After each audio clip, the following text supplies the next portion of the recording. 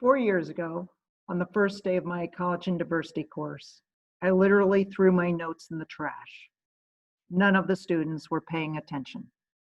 Yet these were ambitious students, pre-meds, pre-PAs, pre-vets, and environmental science majors, all required to take the course. I knew they cared because they were already invested in service projects, like the university's program in Haiti. They just didn't see the need for an ecology course. Likewise, I was tired of poor course evals for the previous 15 years while teaching ecology in a conventional way.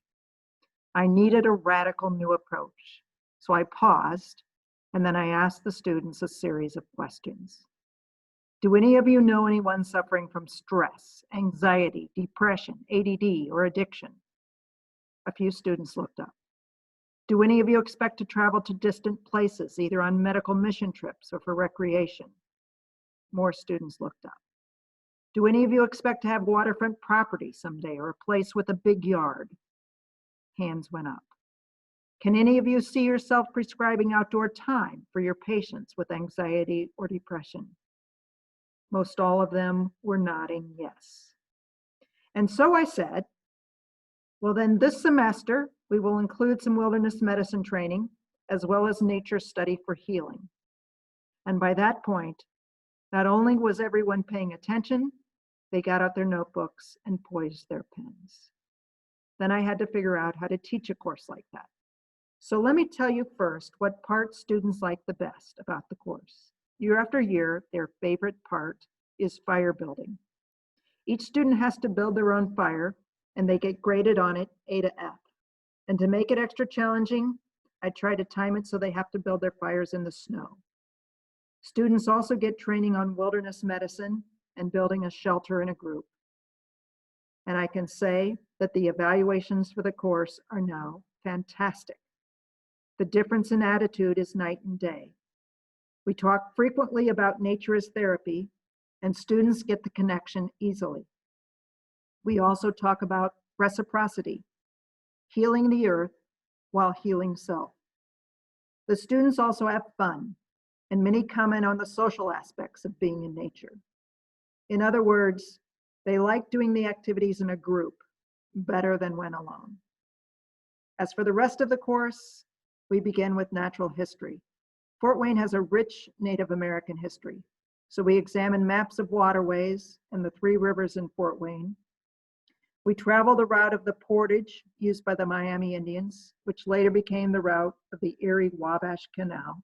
And to my surprise, the students like all this history. Some have never thought very much about the history of a place, even a place called something like Fort Wayne, Indiana. I also include a large section on animal behavior, which is popular. We also write a wildlife management plan and have a large section on conservation biology. We concentrate on maps and knowing direction. A favorite lab has students writing a naturalist guide for one of the oldest city parks in Fort Wayne. A forest forensic lab is also a favorite, as is a lab on reading the night sky. Students also do unaided wayfinding, walking across an athletic field while wearing a blindfold to see if they can walk a straight path. Most are surprised to know they cannot. We also do a conventional lab on population ecology, which took on new meaning this spring during the pandemic. But the nature as therapy theme is what has the most traction. In fact, this year, I've had a hefty core of volunteer students work in the campus prairie and woodlot this spring and summer. Volunteer participation during the pandemic has also been sky high at the Conservation Club, where I restore prairie and woodlots. New membership rates of the club have increased 5 times since March. I also gave a talk on ecotherapy to the general public at the Fort Wayne Home and Garden Show just before the lockdown.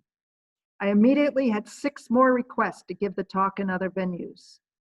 Unfortunately, the pandemic shut that down, but I've never experienced such an electric idea in my career. No one's ever asked me to give 6 talks on climate change, for instance.